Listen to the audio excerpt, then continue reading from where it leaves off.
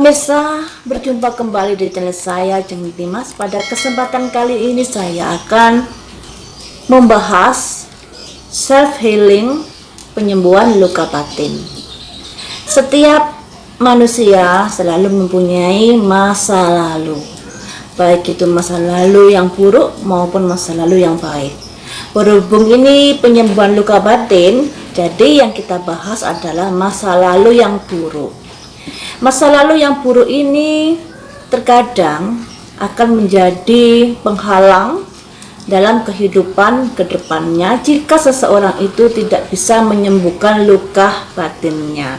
Karena luka batin ini terpelihara terus, semakin hari semakin ditumpuk dengan masalah-masalah yang ada, pada akhirnya akan menimbulkan sebuah kondisi yang bisa berakibat pada stres atau depresi atau hal-hal yang lainnya. Punya cerita tentang masa lalu seseorang.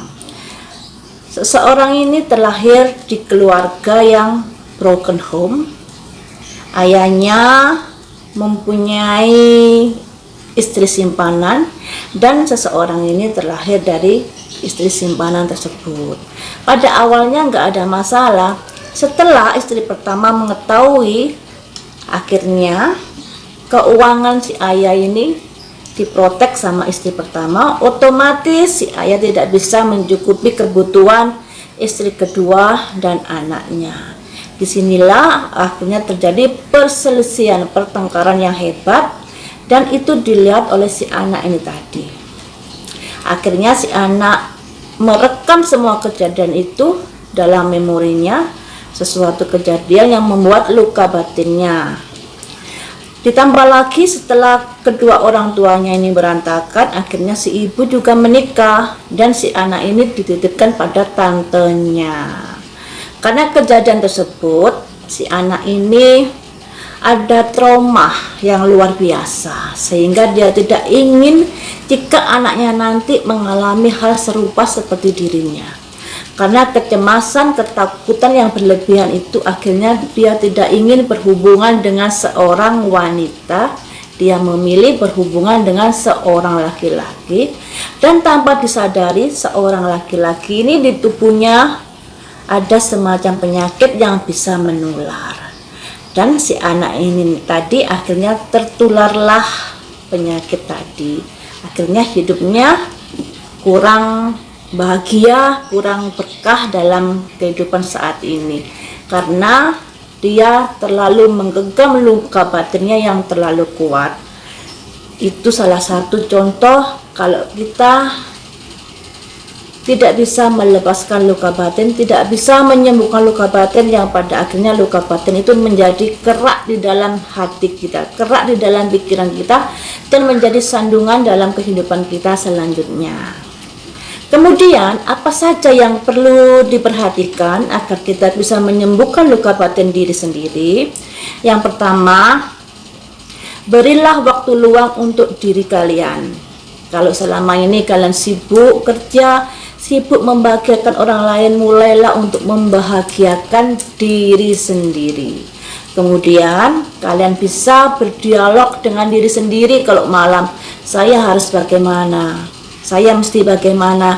Dengan begitu ada introspeksi diri, sehingga kalian tidak asal jalan dalam kehidupan ini. Ada rambu-rambu, ada nasihat-nasihat yang terlahir dari diri kalian sendiri.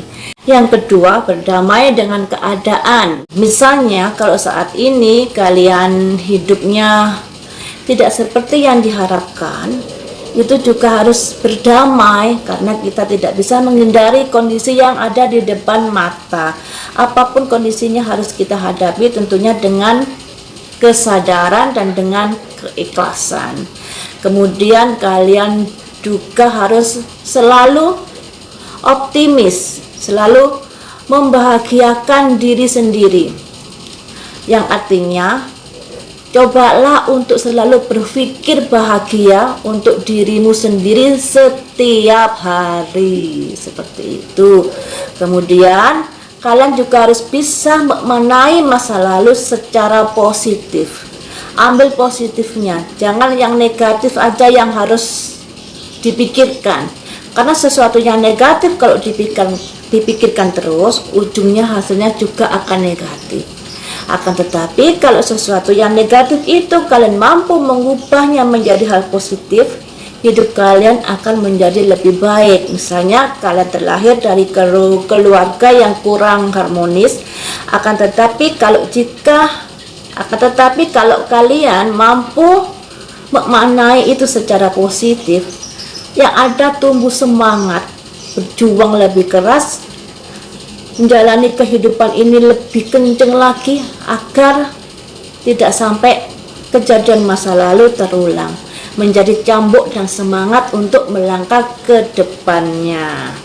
Kemudian kalian juga bisa mencurahkan pikiran kalian dengan menulis. Dengan begitu, apa yang menjadi ganjalan dalam pikiran kalian bisa tersalurkan, bisa keluar melalui tulisan, dan sedikit banyak beban pikiran kalian akan semakin lempeng atau semakin longgar semacam itu. Dan untuk lebih jelasnya, apa saja yang perlu kalian lakukan untuk penyembuhan luka batin diri sendiri, bisa kalian tonton di video saya selanjutnya.